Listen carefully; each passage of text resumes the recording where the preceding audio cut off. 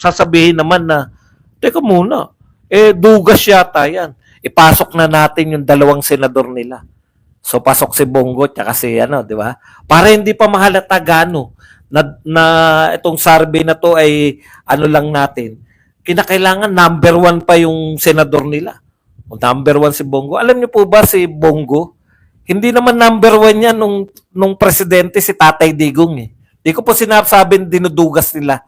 Kung ako po mag-iisip ng pandurugas, ganyan po magiging formula ko. Para hindi makahalata, lalagyan ko ng dalawang administrasyon. Teka pala muna, boss, kinakailangan natin maglagay ng independent. Independent? Sino ba pinakasikat dyan?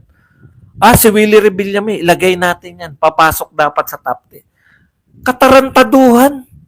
Si Willie Revillame, na minsang in-interview, sinabi, bet ako gagawa ng batas, ang dami na natin batas. Yung po trabaho nyo, ikaw anong gagawin mong batas? May boboto kay Willie Revillame? Utot nyo.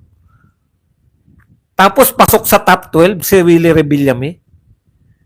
Utot nyo lalo.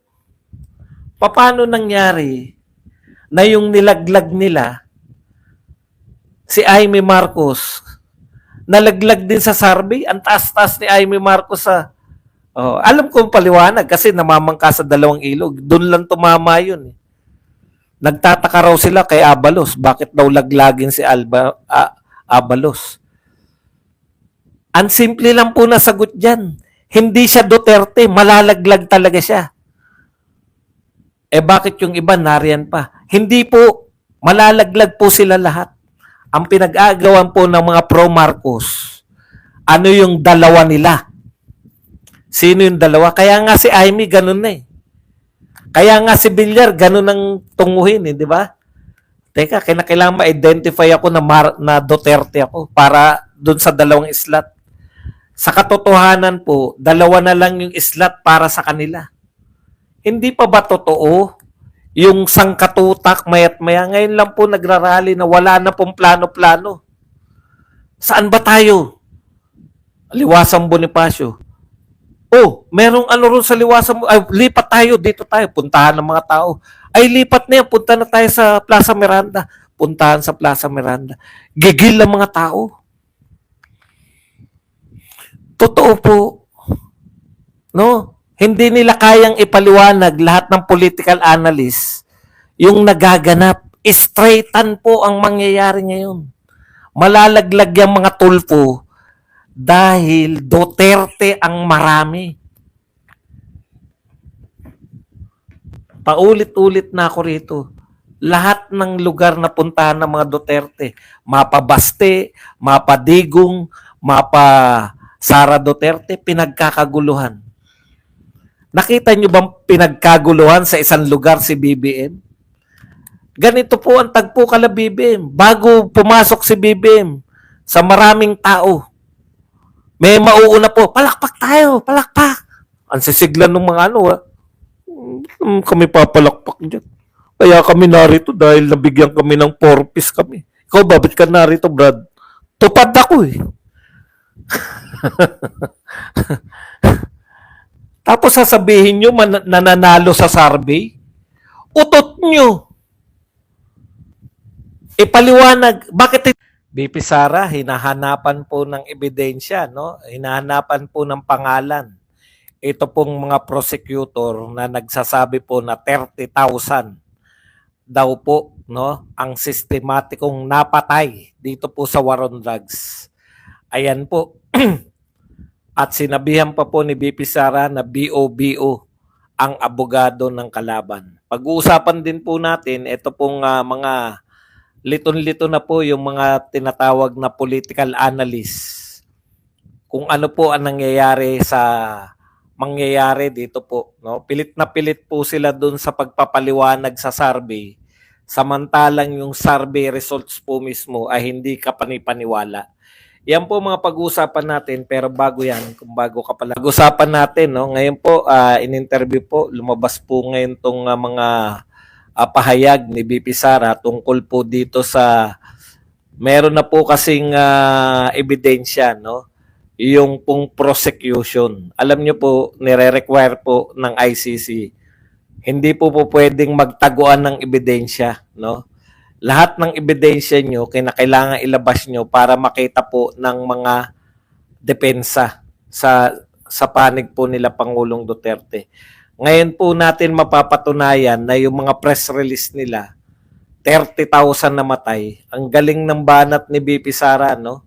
Sabi ni BP Sara, ipakita nyo yung pruweba, no? Na meron nga systematic, mayroong systematic killing. Ito muna, yung in general po muna. Ayan, sabi ni Sara, you have to prove that there were 30,000 victims.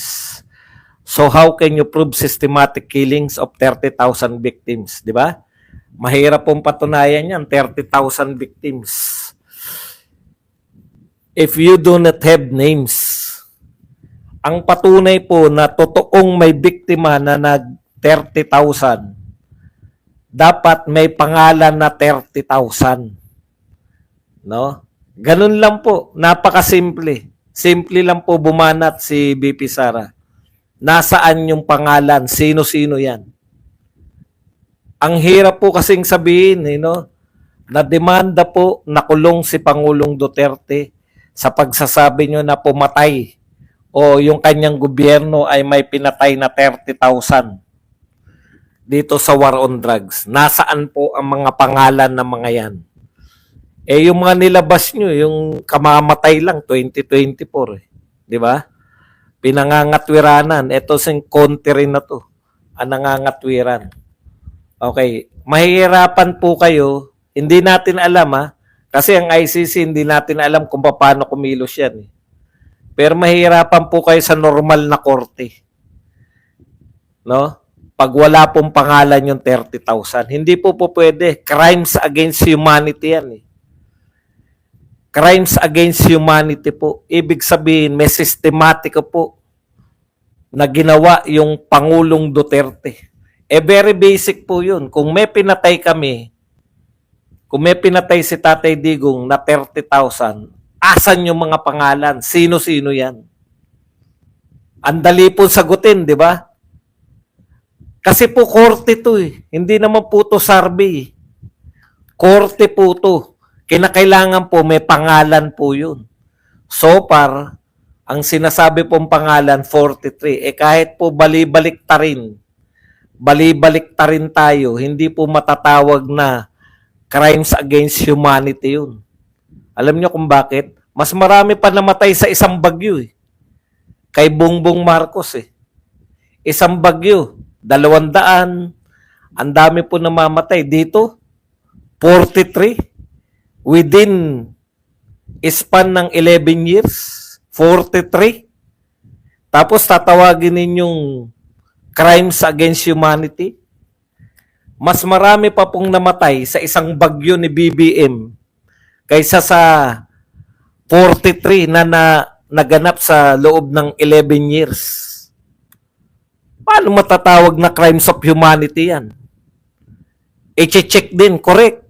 I-check din namin sa PSA kung meron talagang namatay at ano kinamatay. Mamaya lahat, pati TB, namatay sa TB. Eto nga, namatay ng 2024 yung anak ni Aling Sheila Pinangangatwiranan pa ni Conti na biktima raw ng AJK ni Duterte. Paano magiging biktima? 2024 lang namatay. Si Duterte hanggang 2022 lang. I-check din namin yung mga pangalan na yan, isa-isa.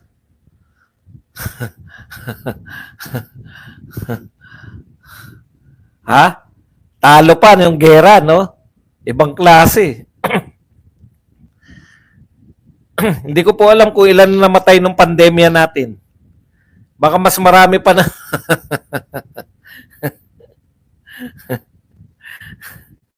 Okay. Ano po yung mga sinasabi, no? Sabi ni BP Sara, eto po, dahil laging paulit-ulit ng media yun, ilang taon, war on drugs, 1,000 killed, war on drugs, 30,000 killed, and yet, nandito na tayo sa ICC. And there's just 181 pieces of evidence. Oh, 181 pieces of evidence lang. She told the reporters. Okay. Ibig ba sabihin, BP Sara, 181 lang yung napatay? Hindi po. O, tuloy natin. Hayaan na natin si BP Sara magsalta. So, nasaan ang 30,000 pieces of evidence? O, di ba? This is not a case for ICC. These were not even cases in the Philippines. Not a single case. O, yun po hinahanap natin eh. 128 evidence, hindi po ibig sabihin nun na 128 na patay, no? 43 lang. Sabi nga ni BP Sara, not even 50. Where is the system there of killing thousands? Sorry, BO ang abogado nila.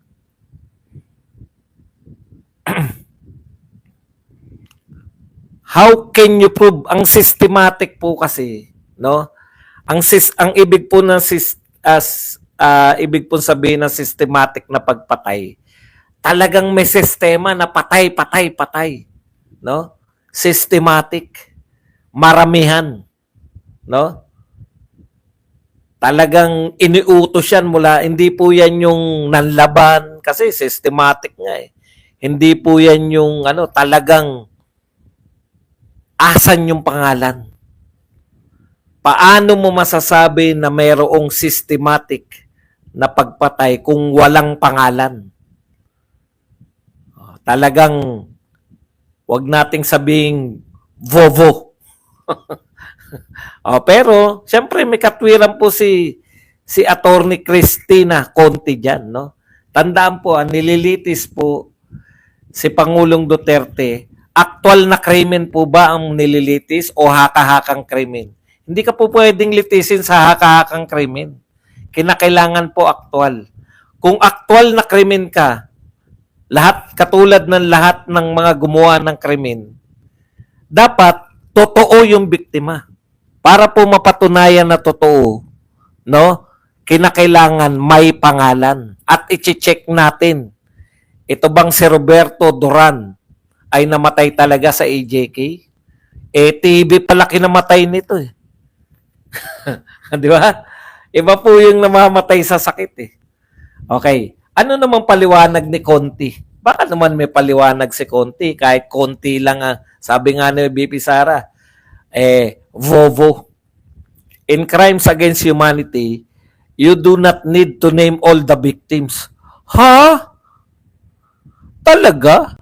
Hindi mo kinakailangan na pangalanan? Talaga? Biktima nga eh. Paano mo mapapatunayan biktima kung walang pangalan?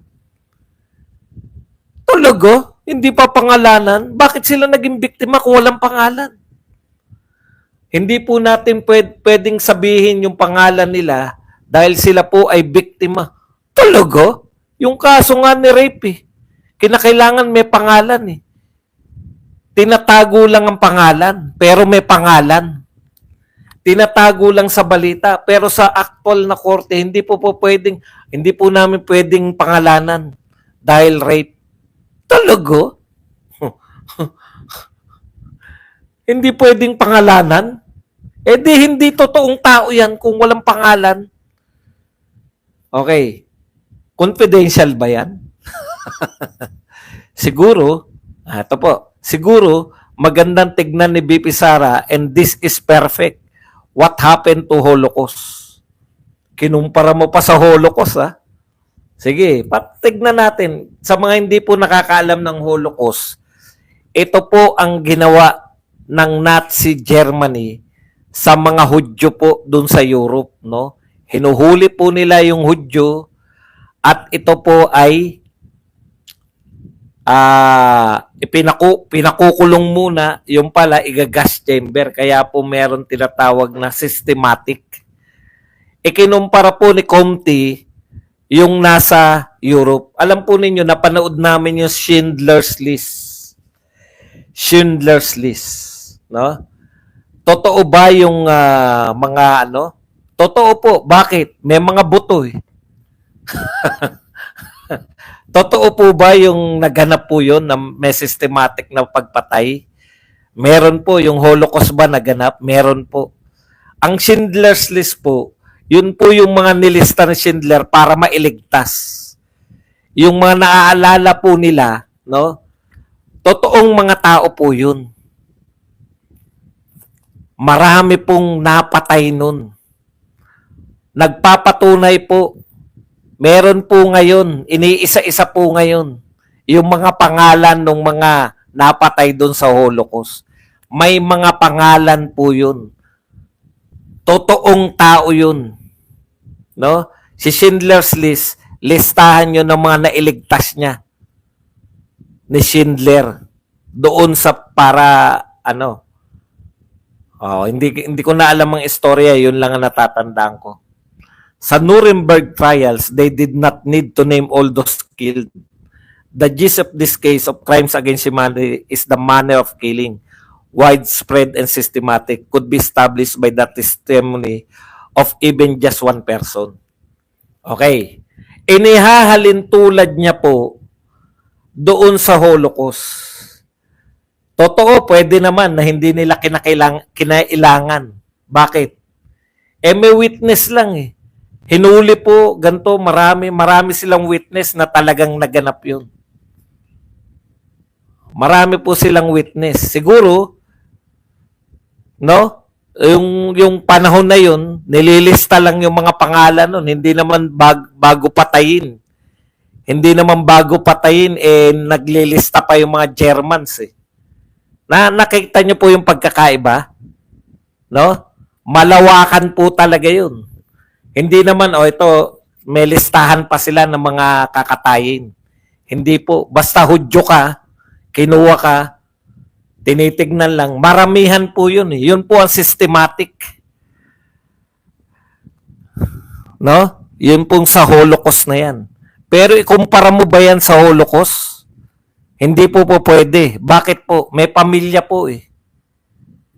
Yung 30,000 na sinasabi nyo, nilibing po yan. Yung 30,000 na sinasabi nyo, totoong tao dapat. Ang tinatanong ni BP Sara, asan yung pangalan? Hindi nyo po pwedeng ikumpara yan sa World War II. Dahil eto pong mga to, nilibing. Eto pong mga to, mayroong kamag-anak na buhay. Hindi po, unlike po dun sa Holocaust, buo-buong mag-anak po, sino pa yung maglilista? Yung mga nakatakas, yung mga nakaalis, yung mga, di ko alam kung paano nangyari. Ilabas ninyo yung 30,000. Hindi mo po pwedeng sabihin na, hindi kinakailangan yan. Kung hindi po yan, at yan po ay hindi kayo nagbigay ng pangalan, ibig sabihin, ang sinasabi ni Conti, wala kaming pangalan ng 30,000. Pero isa lang daw ang magkwento nung ginawa ni Duterte. Ayan, ulitin ko lang ha. Ayan. Could be established by that testimony of even just one person. So may isa lang daw tumistigo, okay na. No? May sistematiko ng pagpatay. Moderno na po ngayon. Moderno na. Kung totoo yung 30,000, nilibing po yan. Hindi naman po, iniiwan nga di ba? Ang katangian po ng war on drugs na sinasabi nyo, di ba yung mga pamosong picture nyo dyan, yung nasa kalsada at yakap-yakap ng mga kamag-anak, lantaran po, yung binibintan yung war on drugs. Ang tanong, asa ng pangalan? May nalalaman ka pang Holocaust, ha?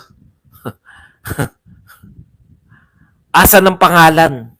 Pag walang pangalan, walang kaso. Okay, bawal daw magsalita, hindi naman tayo abogado. Pero kahit po hindi abogado, 'di ba? Kung wala kang biktima, wala kang kaso. Pwede mo ba sabihin yan, si Badong, mukhang yan, tignan mo nga, mukhang manyak yan. Malamang 70 na rape niyan. Sino-sino yun? Sino-sino yung mga winalanghya ni Badong para mo matawag yun? Hindi, itsura pa lang niya eh. Tsaka may nakapagkwento na isa. May nagkwento na isa na may ginawa niya ng kahalayan. Kahalayan?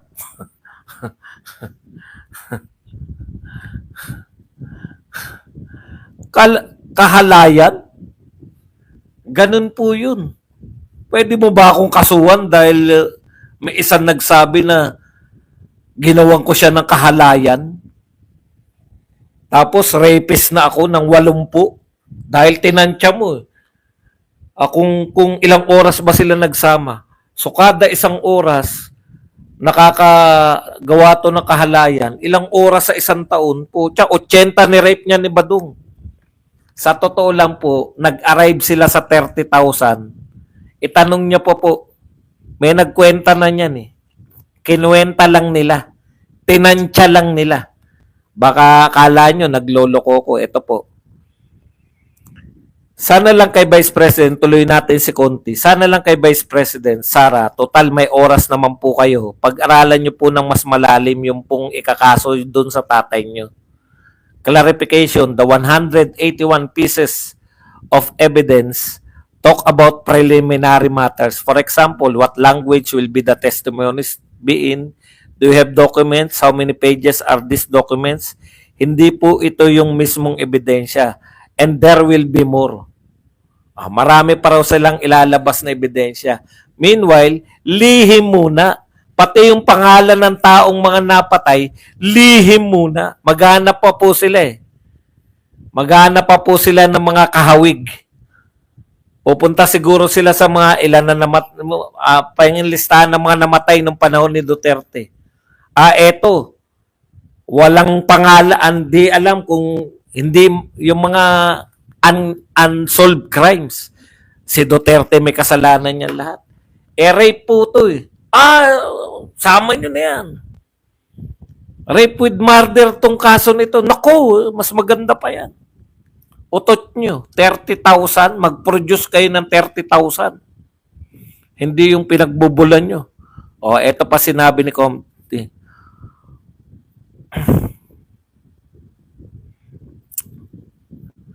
For them to come out with this 181 Ayan. According to Conti, Sara Duterte's demand for a list of 30,000 fatalities was an attempt to divert attention away from accountability. Ikaw naman, no? Alam mo, Conti, katarantaduhan na yung pinagsabi mo. Tignan nyo po, maniniwala kayo rito.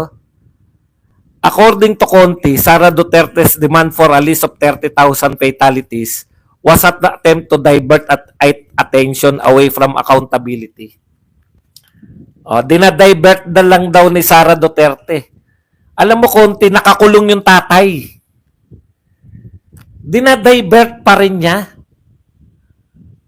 Kino-question ka niya, bakit kinakailangan nakakulong yung tatay niya? Asan yung 30,000? Hindi diversion yan. Ang dami niyong alam.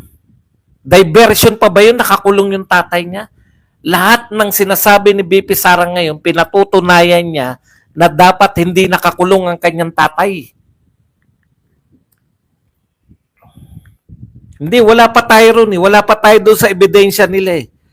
Huwag tayong advance. Hayaan lang natin sila maglabas ng ebidensya. Kala mo mga abogado tayo. Ang sinasabi ko lang, asan yung 30,000 na namatay? Yun pa lang ang hinahanap eh. Sinasabi mo na, hinahanap mo pangalan ng mga namatay? Diversion lang yan. Bakit mo hanapin? Diversion lang yan. Nakakulong yung tatay niya. Sasabihin mo, diversion? Kino-question ni Sara Duterte, bakit nakakulong yung tatay ko? May totoo bang 30,000 siyang pinapatay?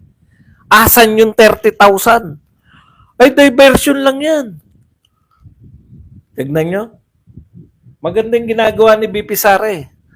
Nakikita ng taong bayan na pinakulong nila si Tatay Digong nang wala naman talaga.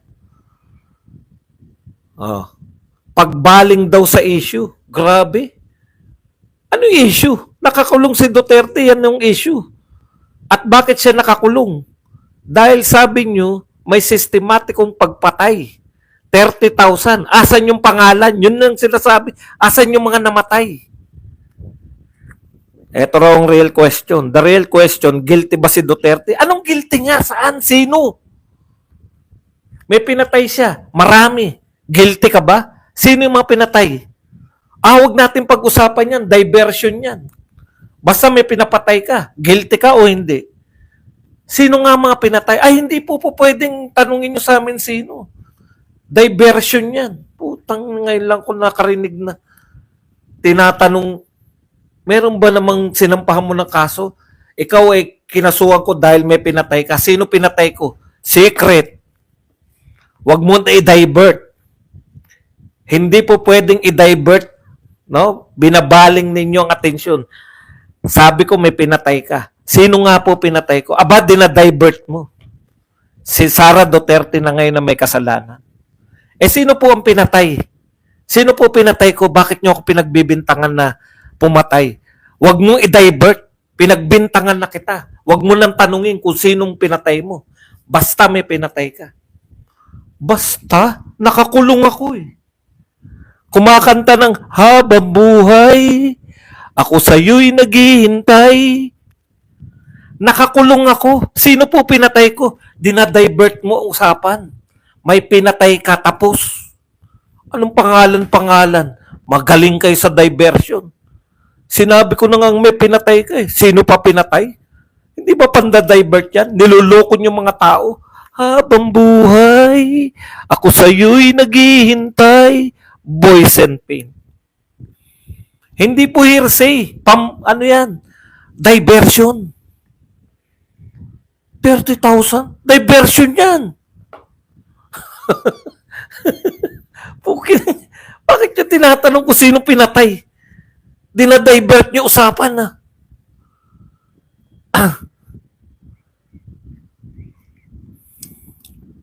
Okay, ano pa? If there is a plan that involves a widespread systematic recurrent attack against a civilian population, even one murder may be considered crime against humanity. Isa pa tong Abada na to. Hindi po crime sa humanity yun. Ito po ang pinakamalupit, no, na sinabi ng spokesperson. They took it a sample, but that's not all the force prosecutor have actually requested. Now for more details, we will discuss it during the process. Yung 43 daw po, ayan no, the ICC, yung mga ICC daw po, yung 43, they took the 43 incidents as sample for the purpose of this arrest warrant. Sample lang daw po yun. Bakit survey ba yan? Sino yung 30,000 na pinatay? 43 yung sinasabi, sample daw. Alam nyo po, nagsasample lang, survey. Dahil hindi po natin pwede, ganito po yung survey, no, para maunawaan nyo. Palagay nyo ng 80 million. 80 million yung Pilipino. 'Di ba ganito ginagawa nila sa survey?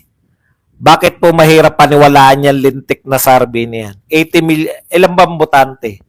Palagay nyo na ang botante ay 70 million o 80 million. Kukuha ng 1,500. Ayan na yun. Yan yung survey, 1,000. Sample po. Sample ng population. 1,500 lang po yung sinasurvey. Tapos magka-come up na nila, ang leading po sa election ay si Tulfo, Lacson, Soto, laglag po lahat ng Duterte. Habang buhay, ako sa'yo'y naghihintay. Boysen. Hindi po pwede na kinasuhan nyo yung tao, sinasabi nyo maraming pinatay, kumuha lang kami na sample. Survey ba yan? Kaya konti, sira na kayo sa tao. Wala kayong mapakitang pangalan na 30,000. Pinakulong ninyo si Tatay Digong. Nag-imbento kayo ng 30,000 na tao na hindi naman totoo. Okay, punta tayo rito ngayon. Hirap na hirap po akong pakinggan. Alam nyo noon, katulad nyo ako, Nanonood lang tayo, isa lang po impormasyon na pinagkukunan natin.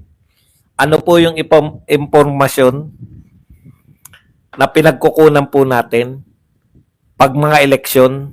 Yung pong mga tinatawag na political analysts. Ano po yung ina-analyze nila? Yung pong mga survey. Nung araw, bago po magkaroon ng mga political vloggers, bago po makulong si Tatay Digong, no? Bago po lahat ng ito, ang mga political analysts at saka yung mga survey, magkakasama po yan, pati yung mga anong tawag dito? Media. Paano nagtatrabaho yan? Pag may lumabas na survey, mag-imbita ng political analyst. Bakit nangunguna si Bongo? At oh, ang galing. Bakit ngayon? Bakit wala sa listahan si ganun? At di ba? Ngayon, nakikinig ako kanina, magaling yun eh. Lagi kong si Herman. Yung ano yun eh, yung mga political, ang trabaho nila yung mangampanya sa politika. Kaya nagsusuri sila kung ano nagaganap, sino mananalo, sinong matatalo, no? Kaya lang po, may mga political vloggers na eh. No, nalalantad na yung mga survey na yan. May mga kalye survey na rin, no? Hindi nyo naman naipapaliwanag. Walang nagpapaliwanag na political analyst. No? Wala ni isa na political analyst na nagpapaliwanag sa live na nakikita ng tao yung mga kalye survey. Wala. Hindi nila kayang ipaliwanag yan. Bakit? Talo sila eh. Panalo yung mga Duterte. Di ba? Ikalawang phenomenon na hindi kayang ipaliwanag. Hindi kayang ipaliwanag. Kaya malalaos po ang mga political analysts. Pag nanalo po ang mga Duterte, majority ng mga Duterte, wala na po maniniwala dyan. No? Sa mga political analysts na yan. Dahil yung pag-analyze po nila, nakabase lang sa survey. Yung survey po, kino-question namin. Ako particular, pinakamatalinong henyo sa politika na hindi nyo alam, mga mainstream media. Hindi rin naman natin alam yun, na henyo. Okay. Laos na po yung pag-analyze ninyo eh. Dudurugin po kayo ngayon dahil yung nasa ground, iba po ang sinasabi. No? Na-analyze nyo po ba yung 2 milyon na hindi nyo pinakinggan? 2 milyon na kasapi ng Iglesia ni Cristo. Hindi lang po 2 milyon yun. Marami pa yun sa iba't ibang parte ng Pilipinas na hindi kayo nakinig. Na-analyze nyo po ba yung boto nila na solid? Na-analyze nyo ba yung botong solid ng KOJC ni Pastor Kibuloy? Hindi. Dahil wala naman kayong pakialam sa mga solid vote eh. Ang survey, by ano lang po kayo. By, eto papaliwanag ko muna sa inyo Maaring nagiging totoo yan, pero alam nyo po, kahit yung mga survey na yan, sira po yan pagdating po ng senatorial.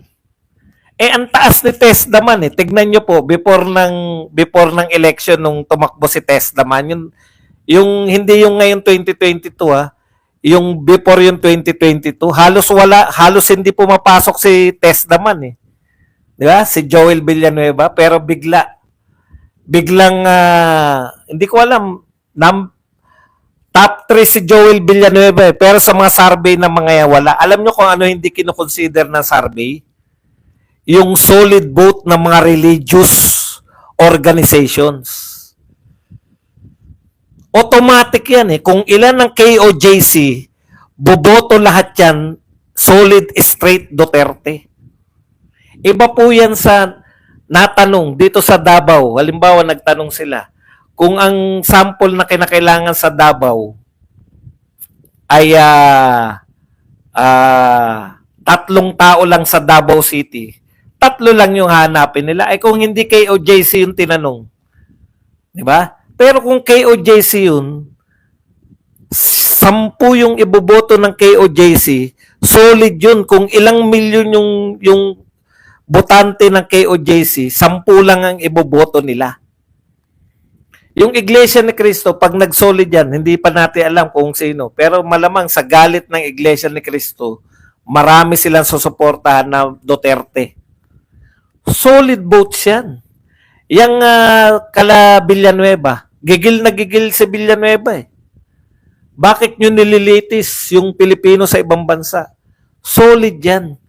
Yung mga solid votes ng mga religious organization, hindi kinukonsider yan ng mga survey. Ikalawa, never pa pong nangyari, no?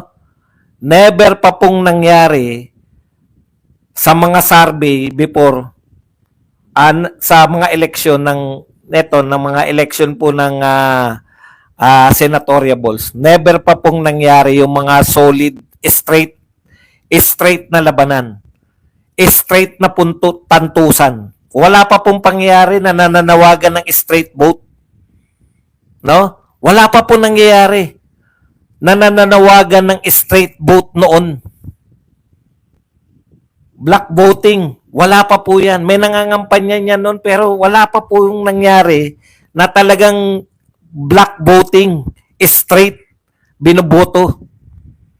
Ngayon lang po, sa galit ng mga tao, sa galit ng mga Pilipino, boboto yung mga Duterte supporters, hindi nila isasama yung mga tulpo.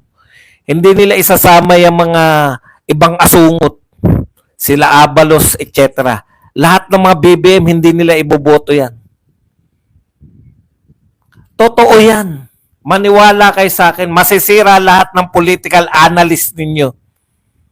Hahanapin nyo si Badong, pero hindi ako magpapa-interview sa inyo. O yan, kunwari, hahanapin nila ako. Totoo yan. First time, bakit first time? Bakit maraming first time? May first time kayo na binabastos na Vice President eh. Meron kayong first time na pinagkaisahang Vice President. Meron kayong first time na Vice President na tinawag na pusit.